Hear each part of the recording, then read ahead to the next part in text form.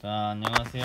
선생님입니다. 자, 이제 우리 1단원이 끝나고 2단원 독창적 문화를 발전시킨 고려해 보도록 하겠습니다. 제목부터가 고려하면 굉장히 독창적인 문화를 발전시켰다.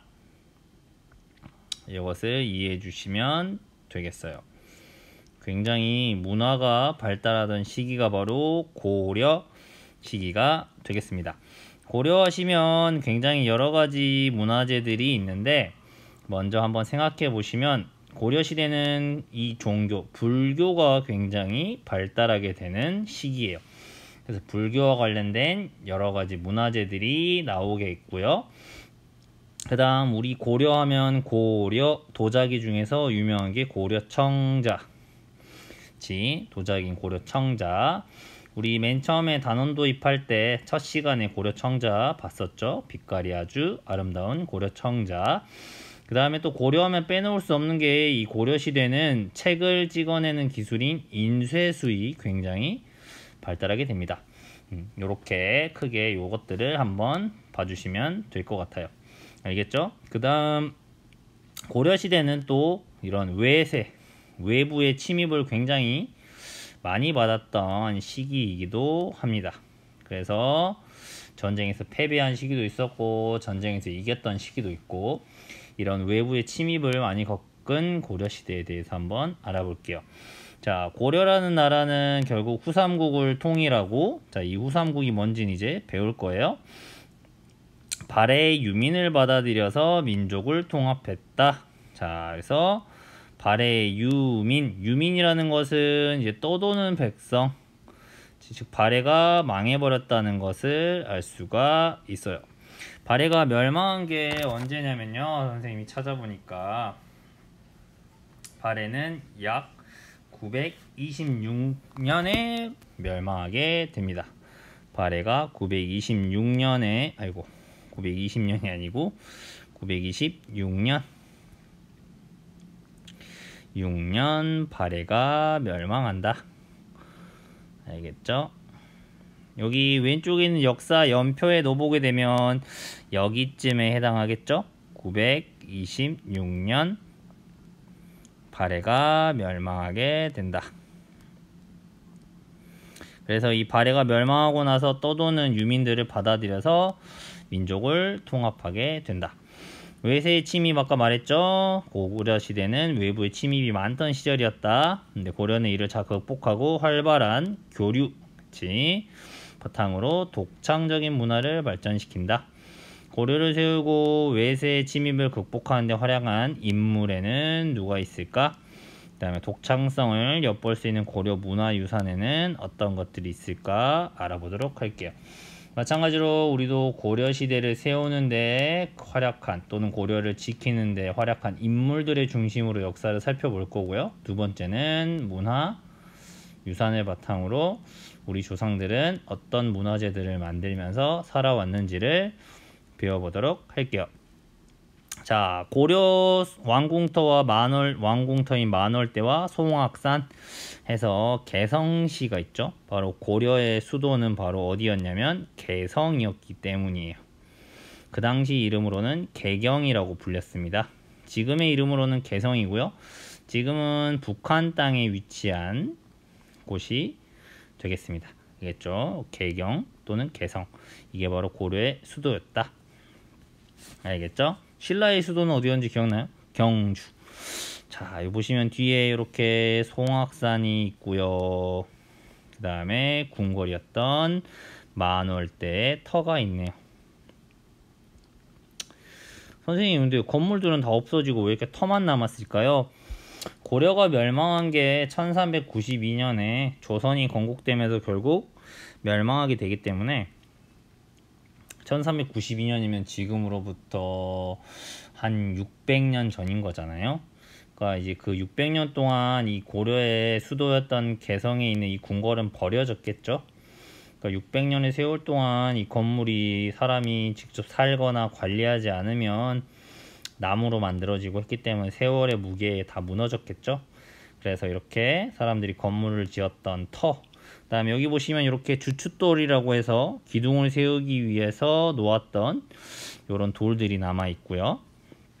이 규모로 봤을 때 고려의 궁궐의 크기라든지 이런 것들을 알아볼 수 있겠죠. 좋습니다. 자, 고려의 건국 중요한 사건들 보시면 후백제, 후고구려 이런 이름이 나오네요. 그 다음에 918년에 고려가 만들어지고 926년에 발해가 멸망한다. 그 다음에 936년에 고려가 후삼국을 통일하면서 바로 한반도의 진정한 고려라고 하는 새로운 국가가 생겨난다. 그 이후에 결국 외세의 침입, 거란의 침입을 받게 돼요. 그래서 서희의 외교 담판과 귀주 대첩이 일어나게 된다. 그럼 이 발해를 멸망시킨 게 바로 누구냐면요. 바로 요 당시에 위에서 유목민 생활을 하던 바로 거란.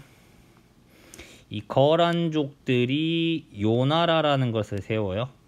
이 요나라를 세운 후에 발해를 공격해서 발해가 멸망해 버립니다. 나라가 멸망할 때는 우리 고구려나 백제 멸망할 때 이야기를 생각해 보면 나라가 멸망할 때는 흔히 자기들끼리 싸움이 나는 내분이 일어나게 되죠. 그렇죠? 내분이 일어나면서 싸우는 경우가 많다. 그래서 백제도 역시 마찬가지로 귀족들이 다 도망가 버리고, 그치? 군사들이 그래서 계백이 5천 결사대밖에 남지 않은 거고, 그 다음에 고구려 역시 연개소문이 죽고 나서 그 연개소문의 아들들끼리 권력 다툼이 벌어지면서 고구려의 힘이 약해졌다. 결국 당나라와 신라의 연합군에 의해서 멸망하게 된다. 마찬가지로 발해도 내분이 일어나면서 거란의 공격에 15일 만에 나라가 멸망해버렸다는 기록이 남아있어요. 알겠죠? 자, 좀 자세한 이야기는 뒤에서부터 설명드릴게요. 자, 고려의 건국과 후삼국 통일을 알아봅시다. 자, 신라 말 귀족들의 왕위 다툼으로 정치가 혼란해졌다. 자, 여기 이제 배경이지. 자, 중요해. 자, 신라 말 귀족들의 왕위 다툼으로 정치가 혼란해진다. 당연히 대부분 멸망하는 나라들은 이제 이런 일들이 많이 벌어져요. 통일신라의 말기죠. 통일신라의 말기라는 것은 거의 끝날 때 끝을 말기라고 합니다. 알겠죠? 끝. 그러니까 통일신라가 이제 멸망할 때 첫 번째 말은 당연히 뭐가 일어난다? 정치가 굉장히 혼란스럽다. 특히 정치가 혼란스럽다는 얘기는 결국 내분이 많이 일어난다. 자기들끼리 서로 싸운다는 이야기죠. 그걸 바로 볼 수 있는 게 첫 번째, 귀족들의 왕위 다툼으로 정치가 혼란해진다. 무슨 기록이 있냐면요. 신라 말기에 가면요. 150년에 무려 왕이 몇 명이 바뀌냐면 20명이 바뀝니다. 그럼 생각해보세요. 나누기를 그냥 해보면 150 나누기 20을 하면 10년도 안 돼요. 그만큼 왕위가 굉장히 자주 바뀌었다는 이야기지. 무슨 말인지 알겠지? 왕 한 명이 10년도 하지 못한다. 그러니까 귀족들끼리 서로 뭐 어떻게 하는 거야? 왕이 있으면 이 왕을 서로 차지하기 위해서 이 왕을 암살해 버리는 거야. 그리고 죽이고 또 자기가 왕이 돼. 그러면 또 이제 자기 권력을 지켜야 되겠지. 근데 이 왕을 죽였잖아. 누가 더 복수하겠지. 그럼 얘를 또 죽이는 거야, 누가. 그리고 또 자기가 왕이 돼. 이런 식으로 혼란이 일어나니까 아주 권력 다툼이 엄청 심했겠죠. 그쵸? 두 번째는 뭔 일이 벌어져? 국가의 힘이 약해져. 국가의 힘이 약해지고, 그치? 이런 귀족들의 힘이 강해졌다. 이렇게 볼 수 있는 거잖아요. 그쵸? 그러면 이 귀족들이 가만히 있겠어요? 누구를 괴롭힐까요? 바로 백성들을 굉장히 말 그대로 피를 뽑아 먹는 거죠. 백성들을 굉장히 피를 뽑아 먹는다. 즉 이거를 멋있는 말로 하면 백성들을 수탈한다. 이런 이야기를 쓸 수 있거든요. 어떻게 하는 거야? 각종 세금을 걷겠죠? 그 다음에 각종 뭐 성을 짓는다는 둥, 뭘 수리한다는 둥, 각종 백성들을 이런 힘든 노동을 끌고 다녀요. 목적은 알고 보면 자기들의 이익을 얻기 위한 것들이 되겠죠. 그러니까 이 백성들이 못 살겠다. 결국 이 백성들이 뭘 일으키게 된다? 수많은 밀란들을 일으키게 된다. 알겠나요? 이런 것들이 이제 일어나게 되면서 신라 말기 정말 말 그대로 그냥 엉망진창이 되는 겁니다. 알겠죠? 근데 한편으로는 이렇게 중앙정치, 정치가 혼란스러움을 타서 또 이것이 위기가 기회다. 그래서 바로 새로운 세력들이 성장하기 시작한다. 자, 여기서 중요합니다. 요거는 이제 알아두실 필요가 있어요. 즉 지방에서 새로운 정치 세력인 바로 뭐가 등장한다? 호족이라고 부르는 사람들이 등장한다. 알겠죠? 그러면 이 정치에서 서로 이렇게 싸움을 막 지네들끼리 하던 귀족들은 주로 어디에 살았어? 신라의 수도인 어디? 경주. 그치? 그러니까 이 경주에 있는 게 아니라 각종 지방에 있던 그런 사람들 중에서 힘이 강한 권력자인 호족 세력이 나타났다. 그러니까 신라 말 고려 초에 활동한 지방 세력들을 호족이라고 한다. 즉 군사력과 경제력을 바탕으로 지방을 다스리고 있었다. 즉 이들은 자기들이 스스로 뭘 가지고 있어? 군사, 훈련된 군사를 가지고 있어. 그 다음에 넓은 토지를 가지고 있으면서 돈도 많아. 그치? 그래서 지방은 신라 말 안 듣고 자기들이 다스리는 형태. 그러면 신라가 힘이 강했을 때는 이런 사람을 반역자로 몰거나 해서 공격해서 반역으로 처단했을 텐데 지금 신라도 서로 힘이 없어. 지들끼리 계속 싸우고 있는 상태야. 그러다 보니 이 호족 세력을 통제할 수가 없는 거지. 알겠나요? 바로 이 호족이라고 하는 새로운 세력이 등장한다. 이 세력들이 그래서 신라 말을 안 듣고 자기들의 입맛에 만든 나라들을 하나둘씩 만들어가기 시작합니다. 여기에 나오는 바로 이 호족 중에서 세력을 키우는 대표적인 인물이 바로 견훤과 궁예라고 하는 사람이 되겠습니다. 알겠죠? 자, 견훤이 세운 나라는 말 그대로 후백제입니다. 견훤은 후백제. 견훤은 출신부터가 이미 이 지방을 지키던 장군 출신이었다고 하죠. 자기가 신라를 위해서 군사를 이끌고 지키고 있는데 신라 왕들은 맨날 지네들끼리 죽이고 귀족들도 지네들끼리 맨날 싸우고 백성들이나 괴롭히고 그러니까 뭐야 자기 군대를 이끌고 그냥 아예 신라에 썩어 빠졌네. 내가 그냥 나라를 세워야겠다. 근데 나라를 세우려 했더니 그냥 세울 수는 없잖아. 이미 이름에서 알 수가 있어요. 견훤은 그러면 나라를 세울 때 뭘 이어받겠다라고 하면서 후백제를 세웠겠어요? 과거 멸망한 백제. 이 백제 사람들의 지지를 얻어서 만든 게 후백제가 되겠죠. 알겠나요? 자, 반드시 알고 계셔야 돼요. 견훤이 세운 나라는 후백제. 이름에서 알 수 있다시피 이미 백제를 이어서 나라를 세우겠다. 당연히 그러니까 땅도 어느 지역이 위치하고 있을까요? 자, 여기 보시면 과거에 백제 땅이었던 여기 호남 지방과 충청도 지역을 바탕으로 하고 있죠. 알겠나요? 수도는 완산주, 지금의 전주가 되겠죠. 후백제 중심은 완산주, 지금의 전주. 네, 알겠죠? 그래서 후백제를 견훤이 만들게 됩니다. 그러니까 나도 뒤질 수 없다 라고 하면서 또 궁예가 나라를 세우게 된다. 그래서 궁예가 세운 나라는 후고구려이다. 알겠나요? 그래서 견훤은 후고구려를 세웁니다. 견훤이랬다. 궁예는 후고구려를 세우게 돼. 그럼 마찬가지로 궁예는 어떻게 한 거야? 누구를 이어받겠다? 고구려를 이어받겠다. 이렇게 이야기를 하면서 마찬가지로 고구려의 땅을 바탕으로 나라를 건국합니다. 자, 그래서 후고구려를 건국한 사람은 궁예. 근데 이걸 이름을 여러 번 바꿔요. 이 후고구려라고 했다가 이름을 나중에 무슨 마진이네 태봉이네 이런 식으로 바꾸고요. 그 다음에 뭐 여러 번 수도도 옮기는데 맨 처음에 송악에서 후고구려를 만들었다가 개성이죠. 철원으로 옮기는데 이 궁예가 나중엔 결국 또 다른 자기 부하인 호족 출신이었던 왕건에게 결국 반란에 의해서 쫓겨나게 됩니다. 그래서 결국 고려를 건국한 사람은 궁예가 아니라 왕건이 되는 거예요. 알겠나요? 이처럼 신라 말에 나라가 결국 다시 세 개로 쪼개지게 돼요. 그러니까 원래 있었던 신라, 그 다음에 견훤이 세운 후백제, 그 다음에 후고구려, 궁예가 세운 하지만 뒤에 이 궁예를 몰아내고 왕건이 이름을 고려라고 고치게 되는 이 후고구려, 이 세 개로 나뉘게 되는데, 이를 말 그대로 삼국시대 중에서 나중에 생겼다 해서 후삼국시대다, 이렇게 이야기를 하게 되는 것이에요. 그러니까 이렇게 생각하시면 되죠. 통일신라가 지배력이 약해지면서 결국 세 개로 쪼개지는 거죠. 원래 있었던 신라인데 통일을 다시 못했으니까 그냥 신라.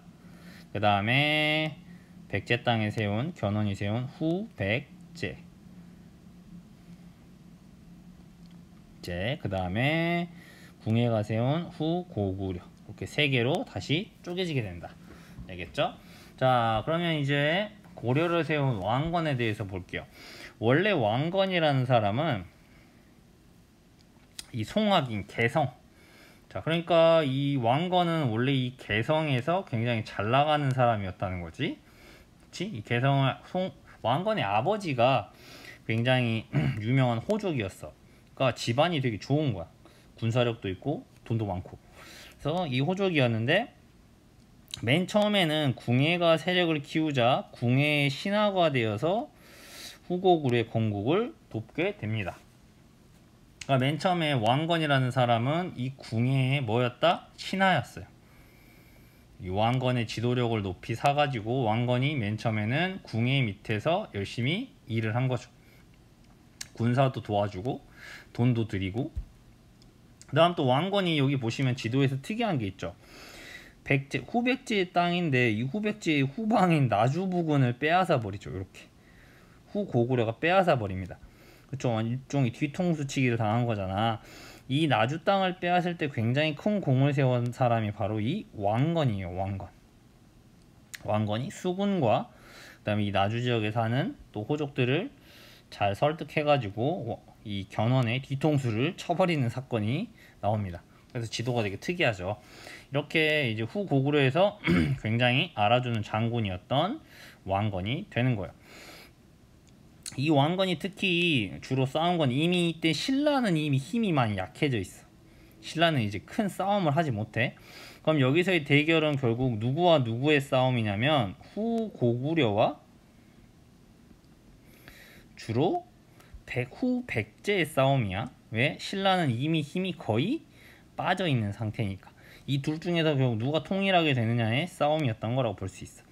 그러니까 결국 이 왕건이 이끄는 주력 군대가 이 후백제군을 공격하면서 많은 공을 세웠다. 그러면서 이제 왕건은 궁예의 믿음직한 신하가 되었겠지. 그렇게 해서 궁예가 세운 후고구려가 삼국을 통일하는 것처럼 보였다는 얘기지. 근데 여기서 궁예가 좀 이상한 행동을 보이기 시작해. 무슨 말인지 알겠죠? 이 궁예라는 인물도 되게 희한한 인물인데요. 궁예는 출신이 뭐였다고 전해지냐면, 뭐 진짜인지 아닌지 모르겠어요. 신라의 뭐 왕자 출신이다, 이런 이야기가 있습니다. 근데 궁예 하면은 유명한 게 한쪽 눈이 멀었어요. 한쪽 눈이 실명되어 있는 상태. 그 이야기가 뭐냐면, 신라의 왕자 출신의 궁예가 태어났는데 거기에서 이 궁예는 신라를 멸망시킬 인물이다. 그래서 얘를 죽여라. 이렇게 하니까 이제 그 엄마가 궁예의 아들을 죽일 수 없잖아. 그래서 막 긴급히 피신을 시키다가 이제 군사들이 막 죽이러 쫓아오니까 이제 유모, 그 당시 아기를 키워준 유모한테 아기를 2층에서 이제 정자나 2층에서 던졌다. 근데 그때 유모가 아이를 받으면서 유모의 손가락에 이 궁예의 눈이 찔리게 되면서 한쪽 눈을 잃었다. 그 다음에 당연히 이제 자기를 신분이 밝혀지면 죽을 수 있으니까 계속 그 유모를 엄마처럼 믿고 살았겠죠? 그러다가 나중에 유모가 죽을 때 이런 드라마 같은 스토리. 아들아, 너는 나의 아들이 아니라 난 너의 엄마가 진짜 엄마는 아니야.